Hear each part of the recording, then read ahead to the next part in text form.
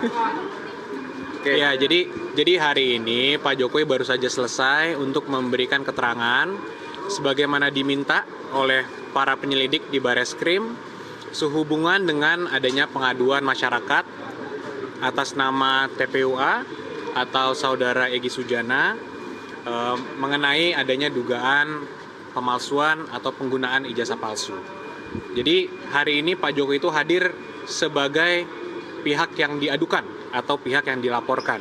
Jadi ini sedikit berbeda sama yang di Polda terakhir. Di Polda itu Pak Jokowi sebagai pelapor atas dugaan tindak pidana pencemaran nama baik atau fitnah. Di sini Pak Jokowi diadukan sebagai terlapor. Nah, kemarin itu minggu lalu Pak Jokowi juga sudah memberikan melalui keluarganya dan juga kami dampingi ijazah aslinya untuk dilakukan tes di Puslap 4. Jadi itu yang pertama kemarin kan. Ini yang kedua nih. Tahap yang kedua adalah Pak Jokowi dimintakan keterangannya.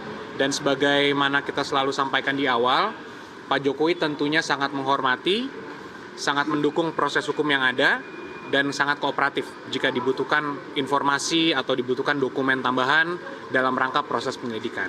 Jadi hari ini Pak Jokowi menjalankan tugasnya sebagai warga negara yang taat hukum, yang baik. Ketika dimintakan keterangan oleh penyelidik, beliau hadir langsung untuk memberikannya. Mas, jadi disampaikan nggak sih dari penyidik hasil pemeriksaan ijazah Pak Jokowi asli atau memang ada keraguan atau seperti apa? Belum ada. Kita belum disampaikan sama sekali informasi itu. Ya kami juga masih menunggu. Kalau dari kami kan tentunya kami sudah yakin sebelum tahap pihak ini sampai ke tahap ini kan kita sudah yakin itu ijazah memang asli. Cuman karena memang ada proses yang harus dilalui, proses hukum yang ada, pemeriksaan Puslap 4, ya maka kami tunggu. Jadi ini kami masih menunggu juga hasil rilis resmi lah dari Bareskrim atas pengecekan ijazah Pak Jokowi. Mas, tapi tadi yang di bawah itu yang buku hitam itu ijazah aslinya Pak Jokowi yang disebut itu ya? Betul, ijazah asli Pak Jokowi tadi yang Pak Jokowi pegang itu adalah ijazah asli yang sudah dikembalikan lagi.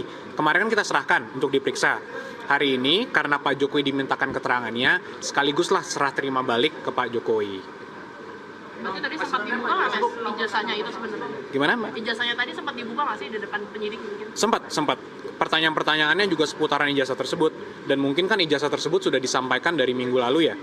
Jadi ya tentunya dari pihak penyelidik juga sudah melakukan Puslap 4 dan semua yang diperlukan lah. Ya jadi kita juga masih menunggu hasilnya.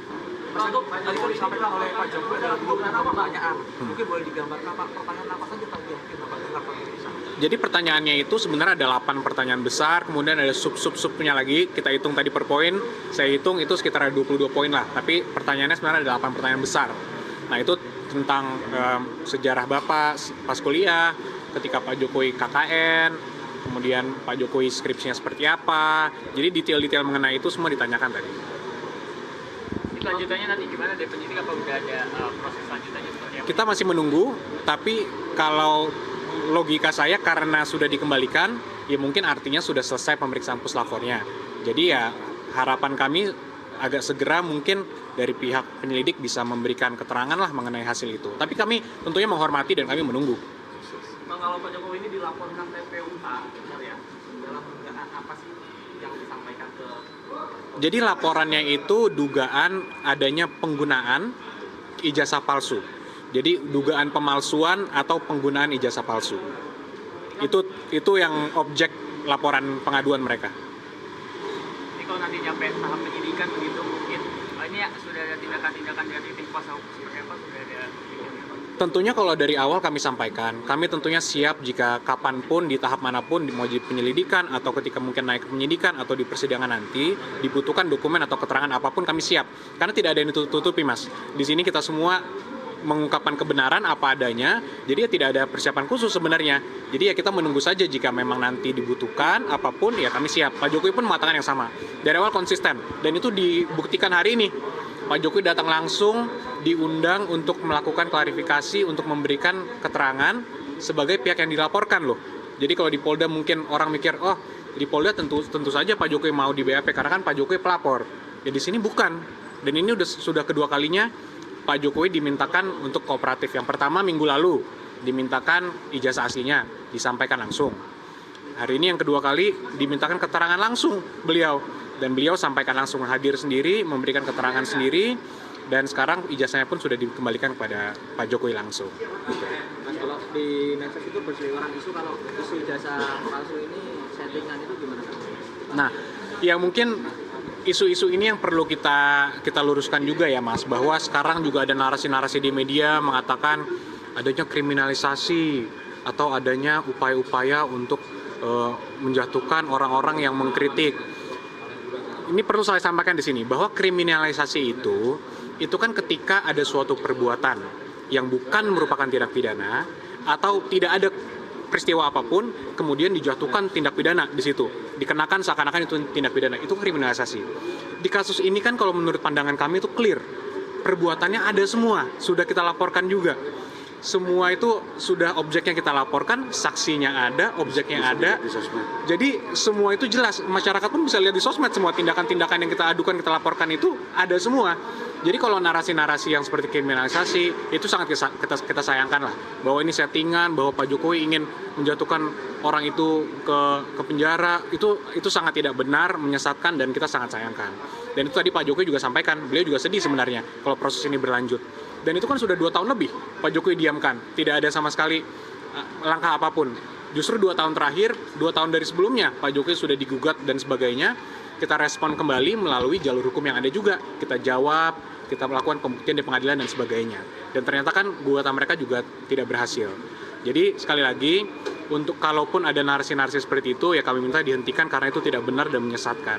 Karena kalau ada mahasiswa hukum justru yang menghubungi saya, Mas, ngomong ke saya, kalau kriminalisasi bukannya justru Pak Jokowi yang dikriminalisasi.